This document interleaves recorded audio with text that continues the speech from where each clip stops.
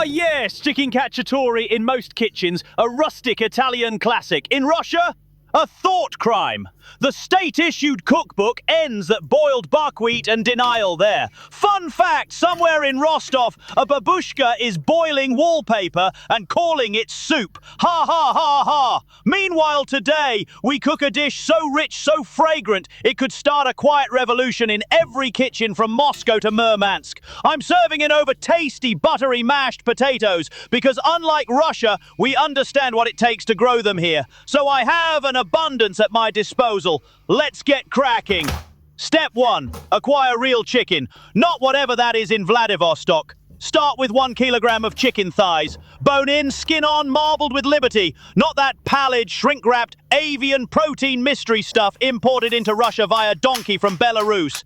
Season with salt and pepper. Simple, effective, like an international tribunal. Sear skin side down for around 6 minutes in 2 to 3 tablespoons of olive oil. That's right, olive oil. That thing that can make you a person of interest in Russia. Sear until golden. This isn't some grim reenactment of a Russian kitchen nightmare episode. Flip, then cook for 1 more minute. Next, remove and rest.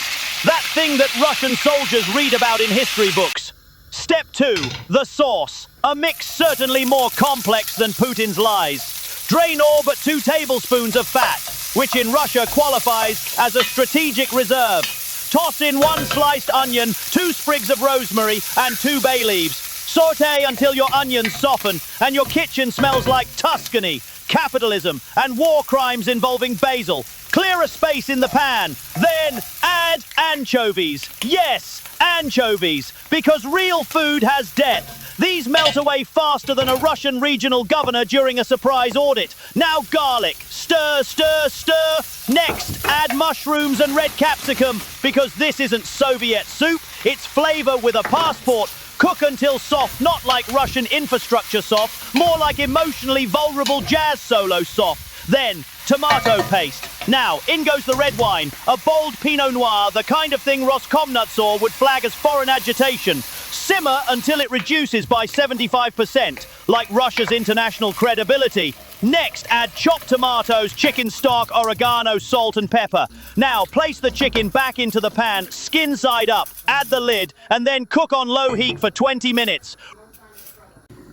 Remove the lid and add kalamata olives. In Russia, their presence alone would warrant a televised interrogation. Salty, bold, Mediterranean, everything the Kremlin hates. Continue to cook on low heat for another 10 minutes without the lid, letting the sauce thicken like paranoia in the Duma. Very quickly, step 3. The potato front line. Slava mashed potatoes. Start by peeling and boiling potatoes. Yes, real potatoes. Not powdered victory mash from the Soviet military surplus store. Mash those tasty potatoes with butter, warm milk and fresh chopped parsley or chives. Whip until smooth, not lumpy like Russia's military strategy, not dry like Russian press conferences. Just creamy, comforting and illegal on domestic flights east of the Urals. Congratulations, culinary operative. You've just created a dish that has more cohesion than Russia's frontline command, hits harder than a Ukrainian drone on a Russian fuel depot, and is banned in 3 Russian oblasts for excessive seasoning and Western joy. Like, share, comment, subscribe, or just move on. Oh, I forgot to mention, I have an official hater now. I've made it. I'm a social media star with real haters. Well, 1 hater that I know of. But I feel like I'm really starting to get somewhere now.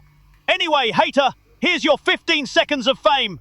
I hope you enjoyed watching how the other half live. Work hard, buy potatoes, or learn how to farm, grow potatoes. Whichever avenue you choose, you need to try this recipe when you can get your hands on some tasty potatoes. Add truffle-infused oil to the mashed potatoes if you want to make it the way that I normally do. Tasty. Glory to Ukraine. Glory to the heroes.